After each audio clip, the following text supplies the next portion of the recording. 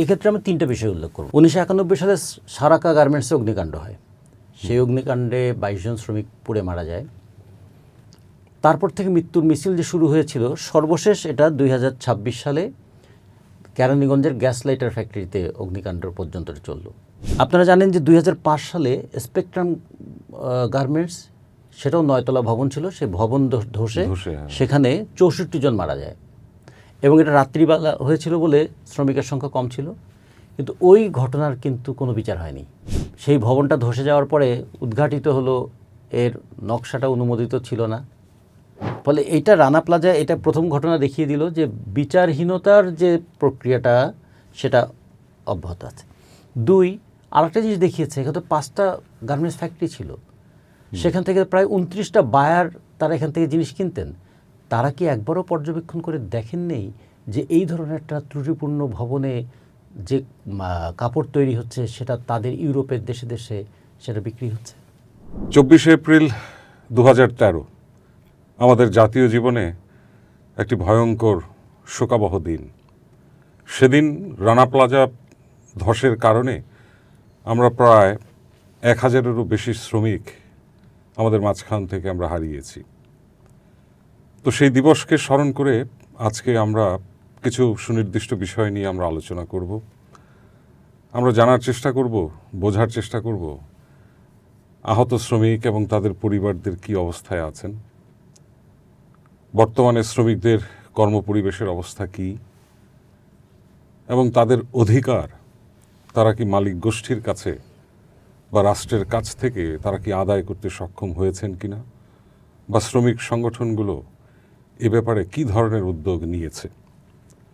তো আজকের আমাদের এই আলোচনায় আমাদের সাথে আছেন বাংলাদেশের সমাজতান্ত্রিক দল বাসদ কেন্দ্রীয় কমিটির সহ সাধারণ সম্পাদক এবং তাদের যে শ্রমিক সংগঠন সমাজতান্ত্রিক শ্রমিক ফেডারেশনের কেন্দ্রীয় কমিটির সংগ্রামী সভাপতি, রাজনীতিবিদ জনাব রাজিকুজ্জামান রতন।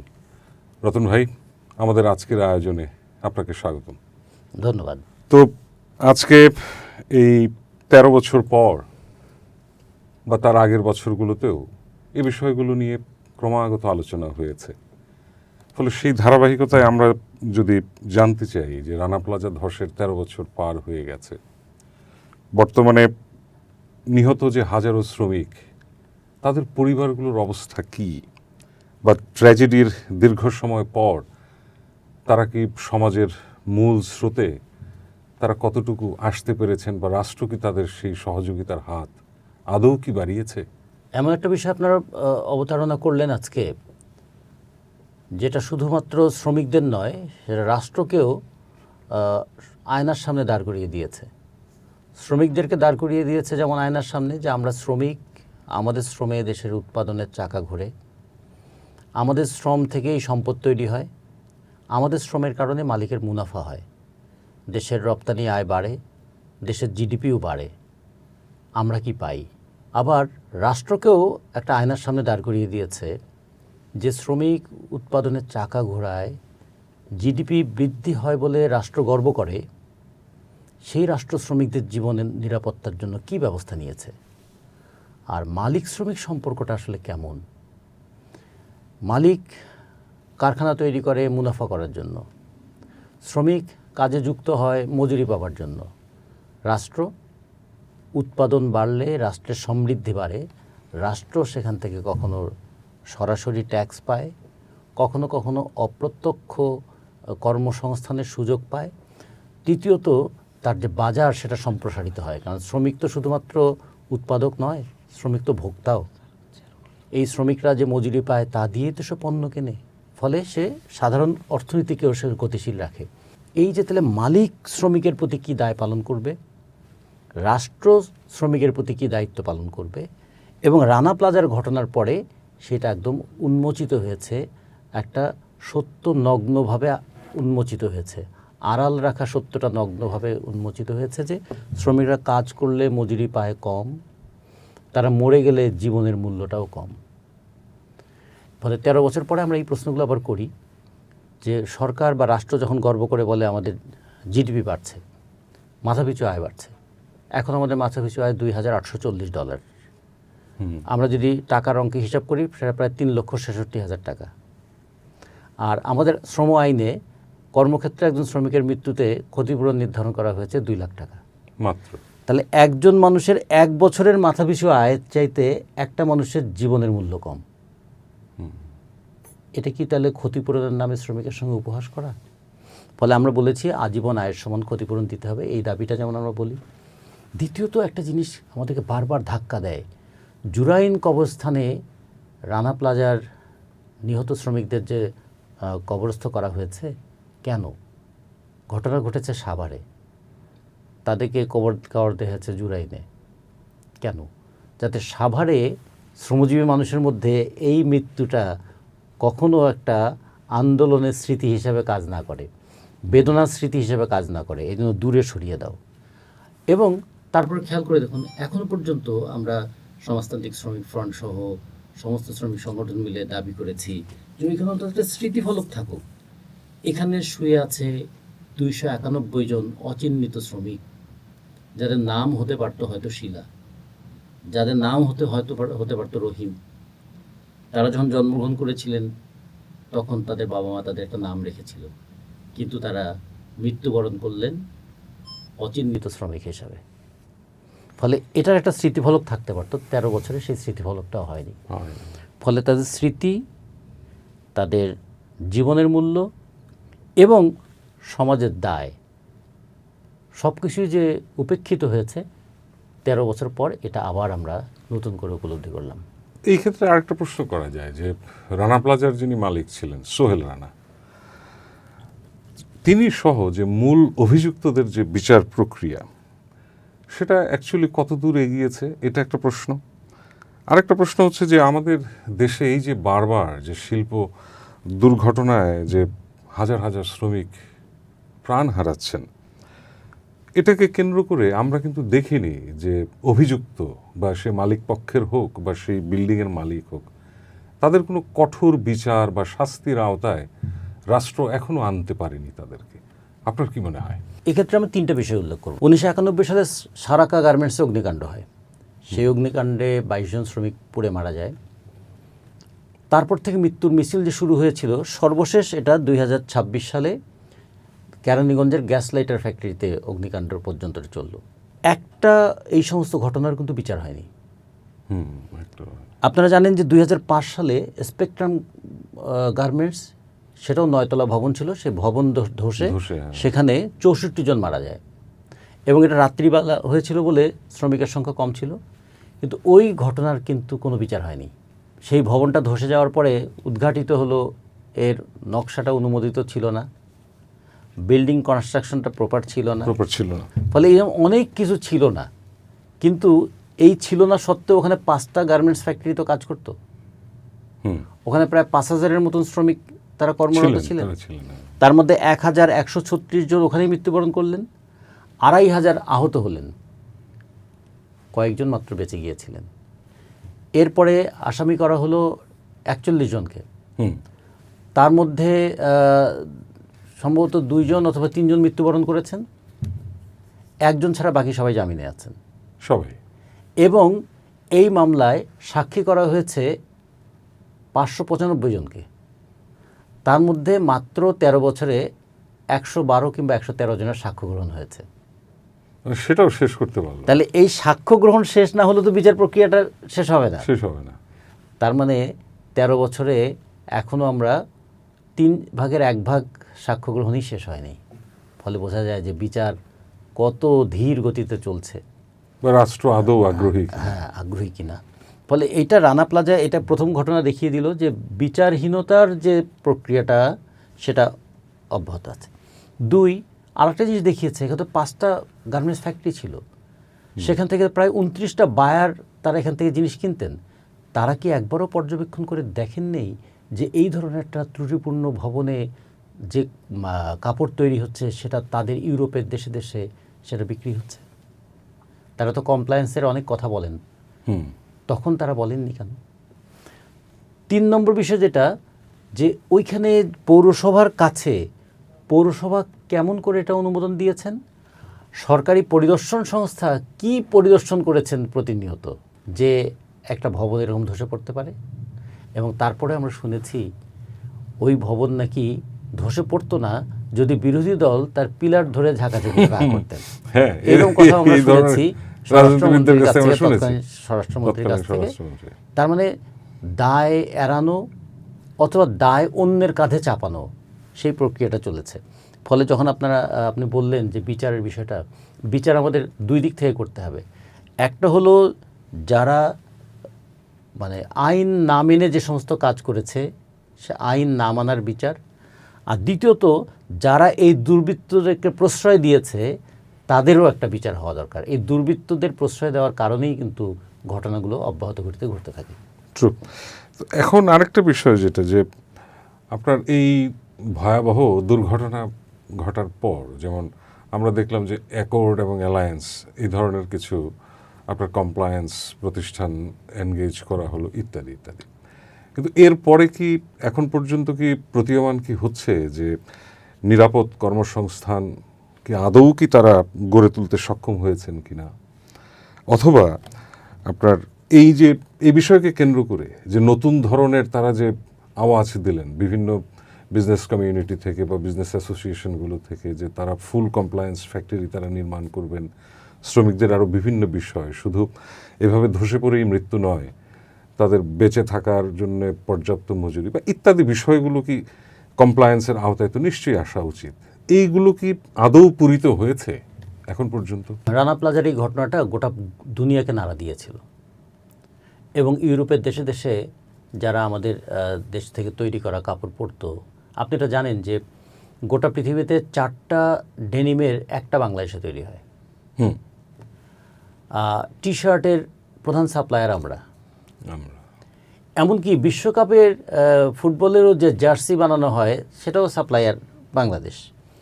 তাদের মধ্যে একটা সাধারণ নাগরিকদের মধ্যে এই একটা ধিক্কার তৈরি হয়েছিল, এই রক্তমাখা কাপড় কি আমরা পরব?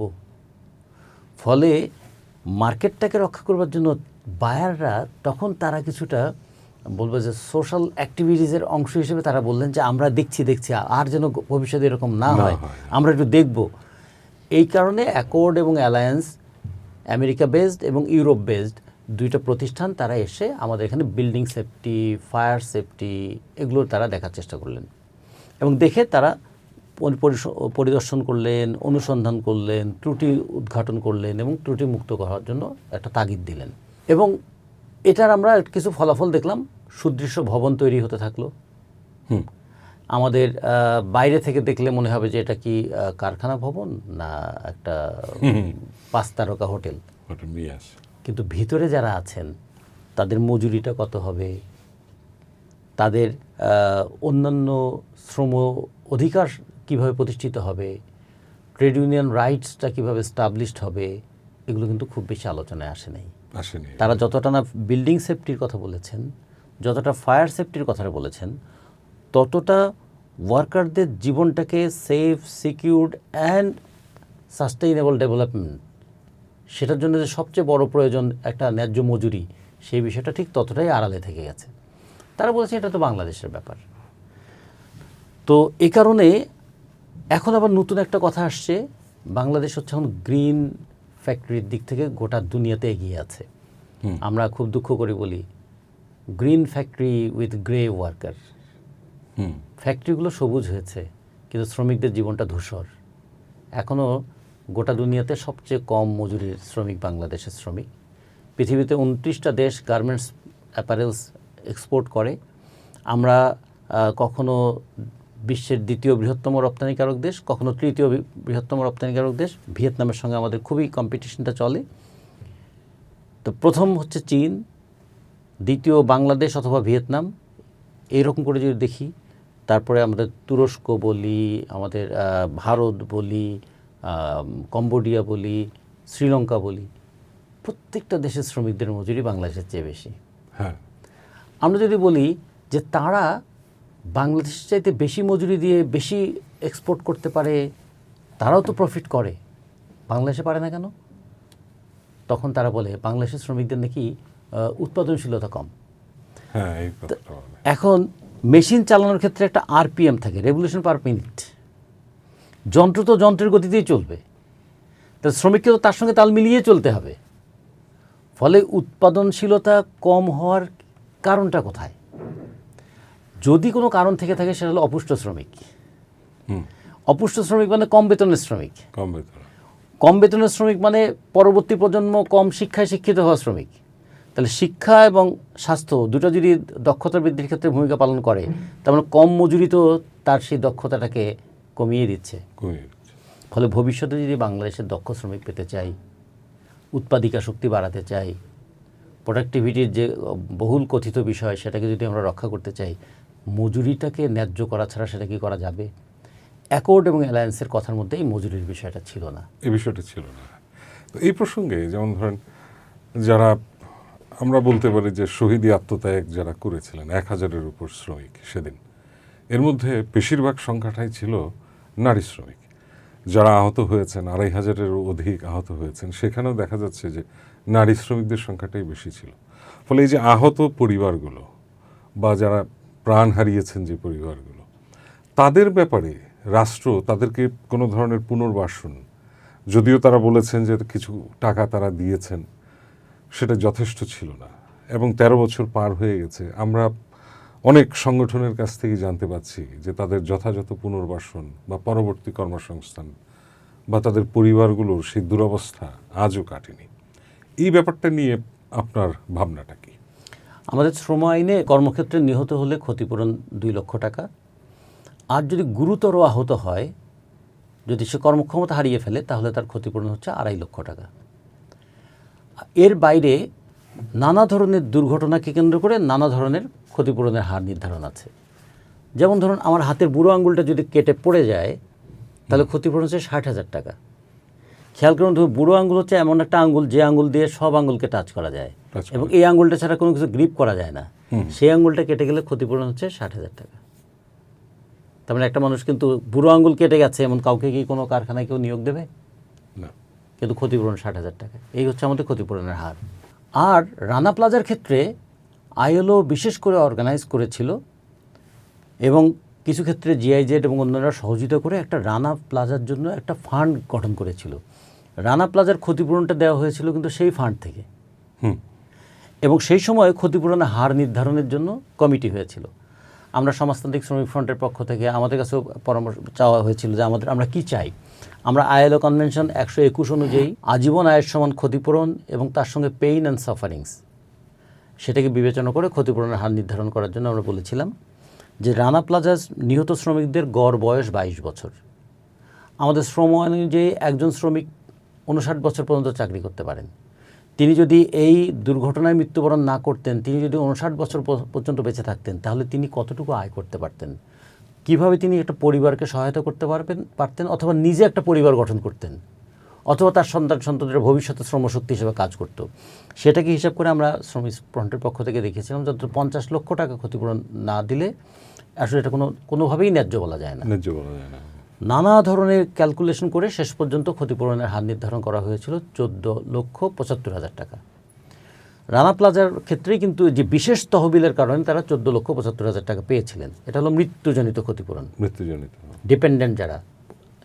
আহত যারা 2,500 আহত, সে আহতদের মধ্যে এমন কিছু আহত আছে যারা ক্রমাগত তাদের মানে জীবন চলৎশক্তিহীন হয়ে পড়বে। আমার জানা মতো একটা মেয়ে, তার কোমরের উপরে পিলার পড়েছিল, সে পিলারের নিচে পড়েছিল 15 ঘন্টা। তারপর ওখান থেকে যখন তাকে উদ্ধার করা হয়, 22 বছরের একটা মেয়ে, সে বিবাহিত, 1 লক্ষ টাকা ক্ষতিপূরণ পেল। চিকিৎসা করে বাড়িতে যাওয়ার পরে ছোট একটা সে মুদি দোকান দেওয়ারও কিছুদিন পরে সে বলল, ভাই আমার তো স্বামী আমাকে ছেড়ে চলে গেছে। বলে কেন? বলে স্বামী যখন বুঝেছে আমার আর সন্তান হবে না, তখন সে তো আমাকে তালাক দিয়ে চলে গেছে। আমার দোকানটাও গেল, সংসারটাও গেল, এখন আমি বাকি জীবনটা কি নিয়ে বাঁচি? এইরকম অসংখ্য বেদনাময় ঘটনা আমাদের আছে।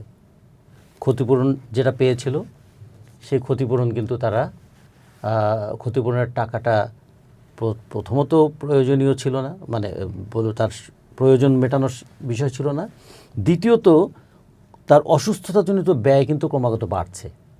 হ্যাঁ, যত দিন যাচ্ছে তার অসুস্থতাজনিত ব্যয় তত বাড়ছে। তারা অনেকে বলে এর চেয়ে মনে হয় মরে গেলেই ভালো ছিল। আর একটা বিষয়, একটা ট্রমা তাদের মধ্যে কাজ করত, তারা কোনো কাজে যেতে পারে না। কাজে যেতে পারে না বলে সে অ্যাপারেন্টলি বাইরে থেকে দেখলে মনে হয় সে সুস্থ, কিন্তু তার এমন একটা কাজ সম্পর্কিত মানসিক ভীতি তৈরি হয়েছে যে সে কোনো কাজ করতে পারে না। এই মানুষগুলোর সমাজে উপেক্ষিত, পরিবারে বিড়ম্বনার জীবনযাপন করছে। একদিনের যে কর্মীর হাত সংসারের হাল ধরেছিল, সেই মানুষটা ভিক্ষার হাতে পরিণত হয়েছে। পরিবারের কাছে সে বোঝা, আর রাষ্ট্রের কাছে একটা উপদ্রব। ফলে আমরা মনে করি মৃত্যুজনিত ক্ষতিপূরণের যেমন একটা বিষয় ছিল, আহতদের চিকিৎসার বিষয়টা যেমন ছিল, আমাদের শ্রম আইনে এখনও পর্যন্ত আমরা পুনর্বাসন কথাটাকে যুক্ত করতে পারি নাই। ফলে কেউ যদি আহত হয় সে পুনর্বাসিত হবে, আইনি কোনো সুরক্ষা কিন্তু তার নাই। ফলে আহত হওয়ার পরে যে ক্ষতিপূরণের টাকাটা পায়, সেটা না মেটে তার ক্ষতিটা পূরণ, অথবা না চলে তার ভবিষ্যৎ জীবনযাপন। ফলে একটা বিড়ম্বিত জীবনযাপন করতে থাকে তারা। রানা প্লাজার এরকম অসংখ্য আহত শ্রমিক, এই গল্পগুলো আছে। এই বেদনাময় গল্প আমাদেরকে বারবার মনে করিয়ে দেয়, যারা বৈদেশিক আয়ের 84% নিয়ে আসে যে গার্মেন্টস শ্রমিকরা,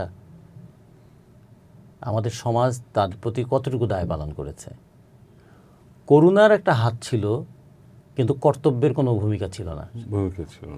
তো এই ক্ষেত্রে আপনার এই প্রসঙ্গে যে কর্তব্যের যে বিষয়টা, আমাদের এই ক্রেতা যারা ধরেন আমেরিকান আছে, ইউরোপিয়ান ইউনিয়নের আছে, এই দুটো ডেস্টিনেশনেই সবচেয়ে বেশি কাপড় এখান থেকে যায়।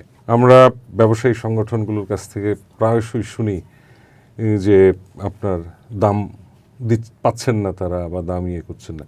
কিন্তু সেই ব্র্যান্ডগুলো যারা এখান থেকে নিয়ে যাচ্ছেন বিভিন্ন ধরনের পোশাক, তারা বারবার কমপ্লায়েন্সের কথা বলছেন ইত্যাদি ইত্যাদি।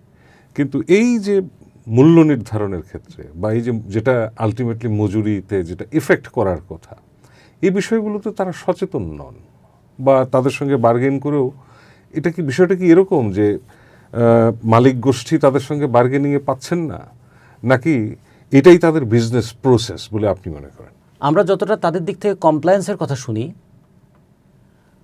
ততটা তাদের দিক থেকে কিন্তু আমরা দায়বদ্ধতার কথাটা শুনি না, রেসপন্সিবিলিটির কথাটা শুনি না। সেটা শুনি না। এখন তারা বায়ার, তারা বলে আমরা economic buyer, not ethical buyer. Yes. তাহলে তারা প্রফিট ম্যাক্সিমাইজ করতে চেষ্টা করবেন। মালিকরাও প্রফিট ম্যাক্সিমাইজ করে শ্রমিককে কম মজুরি দিয়ে, তারাও তাদের প্রফিট ম্যাক্সিমাইজ করেন বাংলাদেশ থেকে কম দামি জিনিস নিয়ে। ফলে আমাদের দেশের মালিকরা ইউরোপের মার্কেট ধরবার জন্য বা আমেরিকার মার্কেট ধরবার জন্য কে কার চেয়ে কম দিয়ে মার্কেটে ঢুকতে পারে তার একটা প্রতিযোগিতা হয়। ফলে তারা যখন কমপ্লায়েন্সের কথা বলেন, আলটিমেটলি এটা হয়ে যায় কম্পালশন, ইয়েস, বাধ্যবাধকতা, এবং এর ফাঁদে পড়ে যায়, নির্মম শিকার হয় আমাদের শ্রমিকরা। যদি আমরা একটা হিসাব করে দেখি যে একটা ডেনিমে, একটা শার্টে, একটা টি শার্টে ইউরোপের মার্কেটে কত বিক্রি হয়, সে কত প্রফিট পায়, মালিক কত প্রফিট পায়, শ্রমিক কত মজুরি পায়, এটা হলো সাধারণ দিক। আর একটা দিক হিডেন বার্ডেন, যেটা আমাদের দেশের উপরে গোপন বোঝা। যেখানে যেখানে গার্মেন্টস ফ্যাক্টরি, সেখানে সেখানে নদীগুলো দূষণ হয়ে যাচ্ছে। কারণ ডাইং ফ্যাক্টরির বর্জ্য, ডেনিমের বর্জ্য, সমস্ত বর্জ্য গিয়ে মিশছে আমাদের কখনো শীতলক্ষায়, কখনো বুড়িগঙ্গায়, কখনো তুরাগে। এই বোঝাটা কে বহন করবে? আমরা শুধু শ্রমিকের মজুরির প্রশ্নটা আলোচনা করছি, আমার ইকোলজিকে যে শেষ করে দিয়ে দিচ্ছে। পৃথিবীর 6ষ্ঠ বৃহত্তম মিঠা পানির দেশ আমরা, সেই দেশের পানিকে পলিউটেড করে আমরা ইউরোপকে কাপড় পরাচ্ছি, আমেরিকাকে কাপড় পরাচ্ছি। তো ফলে এই দিকটাও খেয়াল করা উচিত ছিল যে আমাদের এই কম্পেনসেশনটা কে দেবে। আমরা এই জন্য আমাদের দিক থেকে বারবার আমরা বলেছি এইখানে একটা ন্যায্যতা হওয়া উচিত, ইকুইটি থাকা উচিত, যে শ্রমিকের মজুরি এটা ইন্টারন্যাশনাল কমোডিটি, তাহলে একটা ইন্টারন্যাশনাল স্ট্যান্ডার্ড থাকা উচিত। 2, বায়ারদেরও একটা ইন্টারন্যাশনাল রেসপন্সিবিলিটি থাকা উচিত। 3, মালিকদের একটা জাতীয় ন্যূনতম মজুরির মানদণ্ড মেনে চলা উচিত, এবং সেই জাতীয় ন্যূনতম মজুরির মানদণ্ড তৈরি করা দরকার সরকারের পক্ষ থেকে। আমাদের শ্রম আইনে আছে অন্তত 10টা প্যারামিটার বিবেচনা করতে হবে মজুরি নির্ধারণের ক্ষেত্রে। সেই প্যারামিটারগুলো বিবেচনা করে মজুরি নির্ধারণ প্রক্রিয়াটাকে সম্পন্ন করতে হবে। চতুর্থত, দেখুন গার্মেন্টসের ক্ষেত্রে একটা বড় জিনিস আছে, গার্মেন্টস শ্রমিকরা মজুরি পাবেন 1 মাস কাজ করার পর পরের মাসের 7 কর্মদিবসে। হ্যাঁ, সপ্তম তার মানে কর্মদিবস। সবসময় তারা আগাম শ্রম বিক্রি করেন এবং সেই মজুরিটাও টাইমলি পান না। আমরা মাঝে মাঝে দেখি 2 মাস মজুরি বাকি বলে তাদের ঘেরাও করতে হয়। প্রথমত মজুরি কম, দ্বিতীয়ত সময় মতো মজুরি নাই, তৃতীয়ত মাঝে মাঝে দেখা যায় কারখানা বন্ধের একটা হুমকি দিয়ে শ্রমিকদেরকে কম মজুরিতে কাজ করতে বাধ্য করা হয়। চতুর্থত যে বিষয়টা আছে, ট্রেড ইউনিয়ন রাইটটাকে এমনভাবে খর্ব করে দেওয়া হয়েছে, কোনো কোনো ক্ষেত্রে ট্রেড ইউনিয়ন থাকলেও গার্মেন্টসে এখন 4,500 ফ্যাক্টরির মধ্যে প্রায় 1400-র মতো ইউনিয়ন আছে, কিন্তু মালিকের সঙ্গে বার্গেনিং করতে পারে, মানে একটা ইউনিয়নের সক্ষমতা নির্ধারিত হয় সে কতটা বার্গেনিং করতে পারে তার মজুরি তার নিয়ে। উপরে বার্গেনিংয়ের কথা সব মিলিয়ে 30টা 35টা বার্গেনিং হয়েছে। তার মানে তাহলে 1300টা 1400 ইউনিয়ন তারা কিন্তু বার্গেন করার অ্যাবিলিটিটাও হারিয়ে ফেলেছে, কারণ তারা মনে করে মজুরির দাবি করতে গিয়ে শেষে চাকরিটাই না জেনে চলে যায়। ফলে এক অসহায়ত্বের বৃত্তের মধ্যে আমাদের শ্রমিকরা আটকা পড়ে আছে। এর ক্ষেত্রে সবচেয়ে বড় শোষক হচ্ছে বায়াররা, তারপরে হচ্ছে দেশীয় মালিকরা, আর রাষ্ট্র যেখানে শ্রমিকের পাশে দাঁড়ানো দরকার, রাষ্ট্র সেখানে সহায়ক ভূমিকা পালন করছে এই শোষণ প্রক্রিয়াটাকে রক্ষা করার জন্য। এই ক্ষেত্রে যেমন একটা প্রশ্ন আসতেই পারে, এবং এটাই আজকের আমাদের শেষ প্রশ্ন হবে আপনার কাছে। গত অন্তর্বর্তী সরকারের সময় আমরা দেখলাম তারা সংস্কার বা বিভিন্ন বিষয় নিয়ে তারা উচ্চস্বর অনেক কিছু বললেন, কিন্তু 18 মাসে প্রায় 400-র উপর কলকারখানা বন্ধ হয়ে গেল, এবং এর মধ্যে বেশিরভাগ সংখ্যাটাই হচ্ছে কিন্তু গার্মেন্টস। কিছু জায়গায় মজুরির দাবিতে আন্দোলন হয়েছিল আমাদের ঢাকার খুব কাছে, সেখানে গুলিবর্ষণও হয়েছে। এটা একটা বিষয়। সেকেন্ড আর একটা বিষয়, সেটা হচ্ছে প্রতি বছর দেখা যাচ্ছে যে আপনার উৎসবে, মানে ঈদ আনন্দ উৎসবে প্রতি বছর ম্যাক্সিমাম ফ্যাক্টরিতেই শ্রমিকরা দেখা যাচ্ছে রাস্তায় দাঁড়াতে হচ্ছে তাদেরকে, বা ধর্ণা দিতে হচ্ছে যে ভাই আমার ঈদ বোনাসটা যেন আমি যথাসময়ে যেন পাই, এবং সেটা নিয়ে সরকারি কর্তৃপক্ষের সঙ্গে দেখা যাচ্ছে দেন দরবার চলছে। তাহলে এখন প্রশ্ন হচ্ছে, এই যে শ্রমিকরা শ্রম দিচ্ছেন সেখানে সারপ্লাস হচ্ছে, তাহলে ক্যাশ ফ্লোটা অ্যাকচুয়ালি আসলে কোথায় যায়?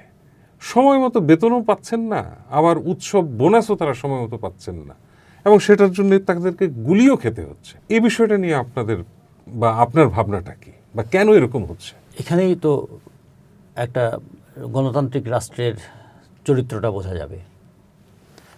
আমরা দেখেছি যে একটা ফ্যাক্টরিকে চালু করতে গেলে অন্তত 17টা প্রতিষ্ঠানের কাছ থেকে ছাড়পত্র নিতে হয়। চাইলেই কি একটা মালিক তাহলে ফ্যাক্টরি বন্ধ করতে পারবে? না। যে মালিক ব্যাংক থেকে পুঁজি নিয়েছে, শ্রমিকের শ্রমটাকে কাজে লাগিয়েছে, রাষ্ট্রের জমি ব্যবহার করেছে, রাষ্ট্রের উৎপাদিত বিদ্যুৎ ব্যবহার করেছে, রাষ্ট্রের তৈরি রাস্তা দিয়ে তার পণ্য পরিবহন করিয়েছে, এবং রাষ্ট্রের ব্যাংকের মাধ্যমে সে এলসি খুলে সে বাণিজ্য করেছে, ইচ্ছা হলে সে কারখানা বন্ধ করে দিতে পারে। শ্রমিক যদি কাজ করতে অযোগ্য হয় বলে তাকে ছাঁটাই করা হয়, মালিক যদি কারখানা চালাতে অযোগ্য হয়, তাহলে মালিককেও ছাঁটাই করে সেই কারখানা রাষ্ট্রের হাতে নিয়ে আসা উচিত। আমরা এই দাবিটাও করেছিলাম, যেটা এর পিছনে রাষ্ট্রের ইনভেস্টমেন্ট আছে, জনগণের ইনভেস্টমেন্ট আছে, ফলে এটা রাষ্ট্রীয় মালিকানা নিয়ে আসতে হবে। তাহলে মালিক চাইলেই কারখানা ছেড়ে দিয়ে শ্রমিকদেরকে পথে বসিয়ে দিতে পারে না। এটা হলো 1। 2 নম্বর হলো ক্যাশ ফ্লোর যে প্রশ্নটা করেছেন, বাংলাদেশ হলো পৃথিবীতে দ্রুত গতিতে ধনী হওয়ার দিক থেকে প্রথম। 1972 সালে আমরা 5 জন কোটিপতি নিয়ে বাংলাদেশের যাত্রা শুরু করেছিলাম। এখন বাংলাদেশ ব্যাংকের হিসাব অনুযায়ী 1,27,337 জন কোটিপতি 54 বছরে। 54 বছরে। আচ্ছা, এই যে আর 12 কোটি মানুষ হচ্ছে এমন একটা ইয়েতে আছে যে কোনো একটা সামাজিক ক্রাইসিস হলেই সে দরিদ্র হয়ে যাবে। তার হাতে 2টো পয়সা হয়তো জমেছে, একটা চিকিৎসা করতে গেলেই 50,000 টাকা যদি চিকিৎসার খরচ করতে হয় তাহলে তাকে দেনার দায়ে জর্জরিত হতে হয়। তাহলে এইরকম হয়ে গেছে বাংলাদেশটা। সেই বাংলাদেশে আমরা সুইস ব্যাংকে টাকা রাখার দিক থেকে তৃতীয়।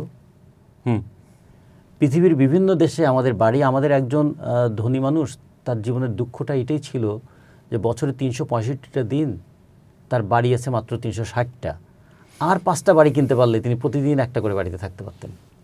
তো এই রকমের ধনী এবং টাকা পাচার করার দেশ বাংলাদেশ হয়েছে। ফলে ক্যাশ ফ্লোটা কোথা থেকে হয়? ক্যাশ ক্রিয়েট করে শ্রমিক, শ্রমিক, আর ক্যাশ ফ্লোটা হয়ে যায় দেশের বাইরে। এক সময় বিদেশ থেকে দেশপ্রেমিক ডাকাতরা এসে ডাকাতি করে তার নিজের দেশে ওটা নিয়ে যেত। কলোনিয়াল সিস্টেম আমরা তাই দেখেছি। ওরা সব কিন্তু দেশপ্রেমিক ডাকাত, বিদেশ থেকে এসে আমাদের এখানে ডাকাতি করে টাকাটা নিয়ে যেত। আর আমাদের এখানে বিদেশপ্রেমিক মালিক দেশের জনগণকে শোষণ করে সে টাকাটা বিদেশে পাঠিয়ে দিচ্ছে। এবং এই ক্ষেত্রে আমরা গার্মেন্টস মালিকদের একটা বিরাট সংখ্যা আমরা সেখানে দেখেছি। তো ফলে গার্মেন্টসের মধ্য দিয়ে বাংলাদেশে একদিকে যেমন একটা দক্ষ জনশক্তি গড়ে উঠেছিল 40 বছরে, আমাদের এখানে এই দক্ষ জনশক্তি বিশ্ব অ্যাপারেল মার্কেটে একটা গুরুত্বপূর্ণ জায়গা তৈরি করে নিয়েছে। এই অ্যাপারেল ইন্ডাস্ট্রির পাশাপাশি সাবসিডিয়ারি আরও অনেক কারখানা এখানে গড়ে ওঠার সম্ভাবনা ছিল, যেটাকে ব্যাকওয়ার্ড লিঙ্কেজ বলি। এবং তারপরে যে জিনিসটা ছিল যে শুধু কি আমরা মানুষকে কাপড় পরিয়েই যাব, আমাদের এখানে হেভি ইন্ডাস্ট্রিগুলো কি ডেভেলপ করবে না? তাহলে এই যে পুঁজিটা দেশে কাজে লাগানোর দরকার ছিল সেই পুঁজিটা দেশের বাইরে চলে গেছে। এই সমস্ত কিছুকে আমরা যদি একটা ইকোনমিক সিস্টেমের মধ্যে না দেখি, তাহলে শুধু একজন মালিককে গালি দেয়া অথবা শ্রমিকদের দুঃখ নিয়ে হাহাকার করা, এর মধ্যে দিয়ে আমাদের দিন অতিবাহিত হবে। ফলে আমরা দেখতে চাই এটা একটা ইকোনমিক সিস্টেম। আপনি বলছেন এটা কি, তাহলে কি এটা হলো এটাই একটা ইকোনমিক সিস্টেম, যে আমাদেরকে আমাদের দক্ষতার অভাব, যোগ্যতার অভাবে চাইতে বড় কথা এটা হচ্ছে এমন একটা অর্থনৈতিক পরিকল্পনার মধ্যে সাজিয়ে রাখা হয় ইয়েটা, এবং এটা একটা ফ্লাইং ক্যাপিটালের মতো, যে যেখানেই সস্তা শ্রমিক পাবে সেখানেই তারা ছুটে যাবে। তো এই চক্রের মধ্যে বাংলাদেশের অ্যাপারেল ইন্ডাস্ট্রিটা আটকে আছে। ফলে রানা প্লাজার দুর্ঘটনা, এটাকে দুর্ঘটনা বলবো না, আমরা এটা একটা কাঠামোগত হত্যাকাণ্ড বলবো। মানে কাঠামোটাই এমন যে এখানে নিহত হওয়া ছাড়া আর কোনো উপায় ছিল না। ফলে এই কাঠামোগত হত্যাকাণ্ড আমাদেরকে আর একটা কাঠামোটার দিকেও আমাদের নজরটা ফেলেছে, কাঠামোগত শোষণটা কত তীব্র। আর একটা কাঠামো আমাদের দেখিয়ে দিয়েছে যে কিভাবে কাঠামোর মধ্যে থেকেই দেশ থেকে টাকা পাচার হয়ে যায়। আর একটা কাঠামো দেখিয়েছে যে শ্রমিকদের আন্দোলনগুলোকে কিভাবে নিয়মতান্ত্রিকভাবে কখনো প্রলোভন কখনো দমন এর মধ্যে দিয়ে এটা নিঃশেষ করে দেওয়া হয়। ফলে রানা প্লাজা ধস সেটা দেখিয়ে দিয়েছে আমাদের সমাজের সমস্ত স্তরে শ্রমিকদের গণতান্ত্রিক অধিকারের কতটা ধস নেমেছে এবং শ্রমিকদেরকে এখান থেকে উঠে আসার প্রয়োজনটা কত তীব্র। ধন্যবাদ রতন ভাই, আমাদেরকে আপনি আপনার মূল্যবান সময় দিয়েছেন। সম্মানিত দর্শক, রানা প্লাজার দুর্ঘটনা এটি একটি মানব সৃষ্ট বিপর্যয়। রতন ভাই যেটি বলছিলেন যে এটা একটি কাঠামোগত বিপর্যয়, কারণ কাঠামোটাই এদেশের অর্থনৈতিক কাঠামো বা রাষ্ট্রিক যে কাঠামো গড়ে তোলা হয়েছে, সেখানে এই শ্রমজীবী মানুষের অধিকারের সুরক্ষা আদৌ হচ্ছে কিনা এই প্রশ্নটা আমরা রাখতে চাই। এবং শুধুমাত্র এই একটি দিন, সুনির্দিষ্ট দিনকে কেন্দ্র করেই আমরা রানা প্লাজার এই ট্র্যাজেডিকে স্মরণ করতে চাই না। আমরা আমাদের বিবেকের কাছে প্রশ্ন করতে চাই যে শ্রমজীবী মানুষের অধিকার প্রতিষ্ঠায় আমাদের উপলব্ধির জায়গাটা কি। এতটুকু বলেই আজকে শেষ করছি। সবাই ভালো থাকবেন, নিরাপদ থাকবেন। ধন্যবাদ।